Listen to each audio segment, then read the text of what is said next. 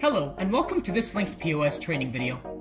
In this video, we're going to be talking about discount rules in linked POS.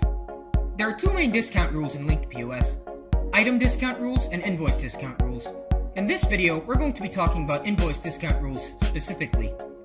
To add a new invoice discount rule, head on over to the Rules tab.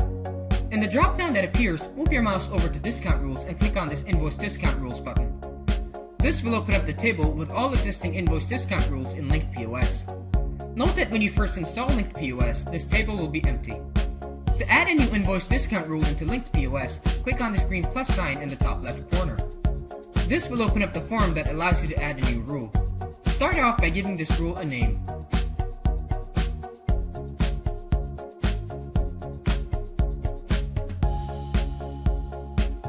Next, choose the type. There are two main types that can be chosen. The percentage option means that the discount will be a percentage of the total value of the invoice. The fixed option means that a specific amount will be deducted from the total value of the invoice. In the next field, enter the percentage or the fixed amount you want to apply to the rule. Next comes the Applies to field.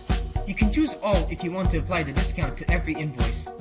If you choose conditional in the Applies to field, you'll see an additional field pop up. This field has two options that can be chosen. You can choose to apply a discount on an invoice if the total number of items in that invoice exceeds a set number.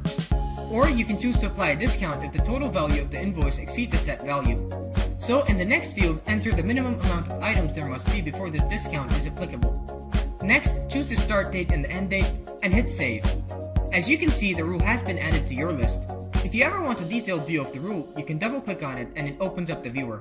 Note that you cannot edit a rule once it has been created because it may cause inconsistencies in maintaining your accounting books. If you ever want to change something in a rule, you can deactivate it by choosing the rule, clicking on this edit button, and changing its status. When you head on over to the sales terminal and proceed to conduct the transaction, you will see that this discount is applied.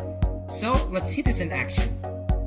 Note that when you first install linked POS, the default layout of the terminal window does not show the discount section. You can change the layout by heading on over to the sales terminal's option window.